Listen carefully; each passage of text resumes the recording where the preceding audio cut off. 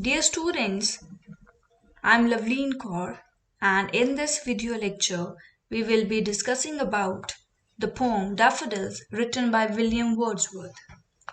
William Wordsworth was a 19th century literary stalwart and the most influential pioneer of English Romantic poetry.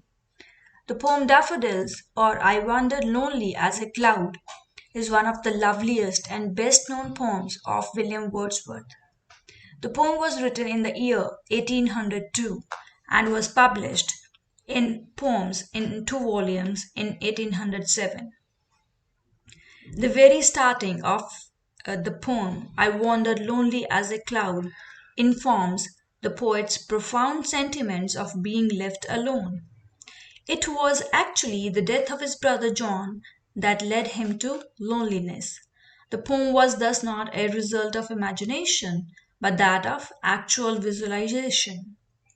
In this poem, which reads like a piece of memory etched deep in the poet's heart, praises the beauty of daffodils, which leaves a lasting impression on him.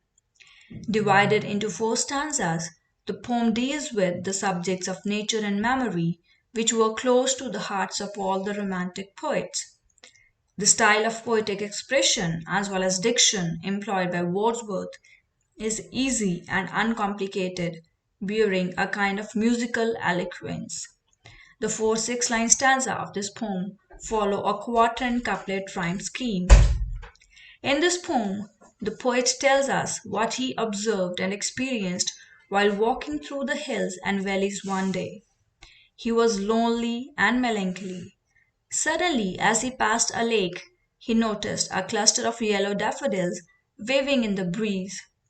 This wasn't just an isolated or scattered patch of daffodils. There were thousands and thousands of them that he saw dancing in the breeze. The speaker's loneliness was replaced by the sheer joy of seeing this lovely spectacle, and its impact was strong enough to become a piece of memory that he would love to recall in future fondly as a great gift of nature. Now, whenever he feels depressed, he just thinks of the daffodils and his heart finds back the joy of living. The poem starts with the poet's description of himself as a cloud that floats over the hills. This presents an idea of seclusion. The idea of being alone is contradicted by the phrase crowd. This is actually the setting of the poem. As human form, Wordsworth prefers seclusion, but the crowd of daffodils bewilders his senses. The feeling of ecstasy suddenly makes a dive. The poem's main brilliance lies in the reverse personification of its early stanzas. The speaker is metaphorically compared to a natural object, a cloud, as comprehended by I wander lonely as a cloud. And the daffodils are continually personified as human beings, dancing and tossing their heads, in a crowd, a host. This technique implies an inherent unity between man and nature, making it one of Wordsworth's most basic and effective methods for instilling in the reader the feeling the poet so often describes himself as experiencing. Nature permeates the entire poem.